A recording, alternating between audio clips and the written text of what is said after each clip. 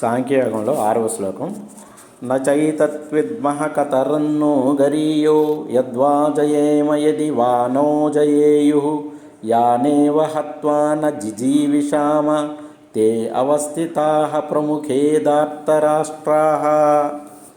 దీని అర్థం ఏంటంటే, నహ అంటే మనకు, కతరత్ ఏది, గరీహ శ్రేష్టమైనది, ఏతచ్చ నా విద్మహ ఏతత్ అంటే దీనిని కూడా, నా విద్మహ నేను తెలుసుకోవట్లేకపోతున్నాను, జయేమ యద్వా మనమే జయిస్తున్నాము, లేకపోతే నా జయేయు యదివా మనల్ని వారు జయిస్తారు అంటే మనం వాళ్ళతో జయింపబడతాము, యాన్ హత్వా నా జిజీవమహ నా జిజీవిషామహ, యాన్ అంటే ఎవరిని హత్వా చంపి, నా జిజీవిషామహ మనం ఇంకా జీవించడానికి అర్హులం కాదో, జీవింపఘోరమో, తే దార్తరాహ అట్లాంటి ధృతరాష్ట్ర సంబంధీకులైన అనేక కురువీరులు, భీష్మ ద్రోణాదులు, దుర్యోధనాదులు మొత్తం కూడా ప్రముఖే అవస్థిత మన ఎదుటే నిలిచి ఉన్నారు.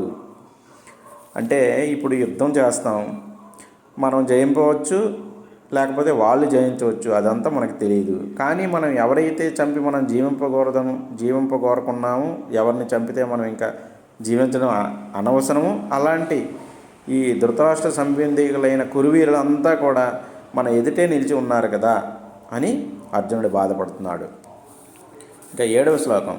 కార్పణ్య దోషోపహతస్వభావః పృచ్ఛామి త్వాం ధర్మ సమ్మూఢచేతాః యత్ శ్రేయః స్యాత్ నిశ్చితం బ్రూహి తన్మే శిష్యః తే అహం సాధి మాం ప్రపన్నం. దీని అర్థం చూద్దాం.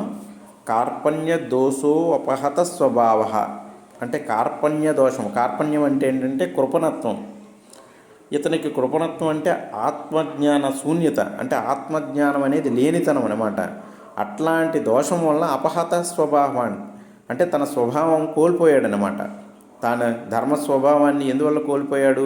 ఆత్మజ్ఞానం లేనితనం వల్ల కోల్పోయాడు. అట్లాంటి నేను ధర్మ సమ్మూఢచేతాః అంటే ధర్మ విషయంలో సందేహం కలిగిన మనస్సు కలవాడినై ఉన్నాను ప్రస్తుతం. అందువల్ల త్వాం పృచ్ఛామి అంటే నిన్ను అడుగుతున్నాను, ఓ శ్రీకృష్ణ, నేను ఇప్పుడు ఆత్మజ్ఞానం నాకేం లేదు, అందువల్ల నేను ఏం చేయాలో, ఏంటి ధర్మం ఏది అధర్మం కూడా నాకు తెలియటం లేదు, అందుకే నిన్ను అడుగుతున్నాను అని చెప్పి ఏమంటున్నాడు? యత్ నిశ్చితం శ్రేయః స్యాత్, యత్ ఏదైతే నిశ్చితం నిశ్చయంగా అంటే తప్పకుండా శ్రేయః స్యాత్ శ్రేయస్సునే కలిగిస్తుందో, తత్మే బ్రూహి దాన్ని నాకు చెప్పు, ఏదైతే నాకు మన అందరికీ కూడా మంచి జరుగుతుందో అది నాకు చెప్పు అంటూ ఇంకా ఏమంటున్నాడంటే, అహం తే శిష్యః నువ్వు నాకు చెప్పాలి, ఎందుకంటే నేను నీకు శిష్యుడిని. అహం అంటే నేను, తే శిష్యః నేను నీకు శిష్యుడిని. ఇంకా మంచి వాక్యం వాడాడు ఇక్కడ ఏంటంటే, త్వాం ప్రపన్నాం మాం సాథి. త్వాం అంటే నిన్ను, ప్రపన్నం శరణ పొందినటువంటి మాం నన్ను, సాథి సాధించు. ఇది కంప్లీట్ శరణాగతి అనమాట. ఇంతవరకు ఇక్కడ గురువుగారు ఎవరు? మనకి ఏదైనా ధర్మ సందేహం వస్తే గురువుగారిని ఆశ్రయించాలి, గురువుగారు ఏది చెప్తే అది వినాలి.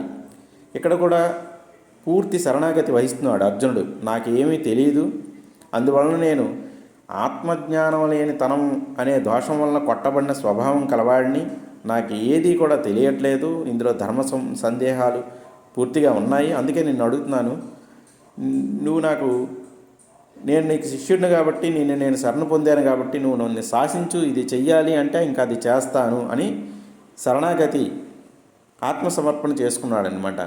మనకి శ్రీమద్ భాగవతంలో కూడా నవవిధ భక్తులని ఉంటాయి. అంటే భక్తిని ప్రదర్శించుకోవడంలో 9 రకాలైన మార్గాలు అనేవి చెప్తారన్నమాట. అందులో ఒకటి ఆత్మార్పణం అంటే ఆత్మ నివేదనం.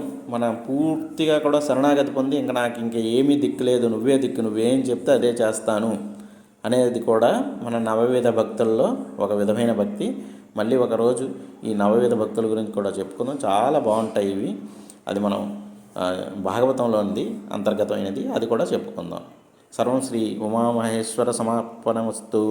శాంతి.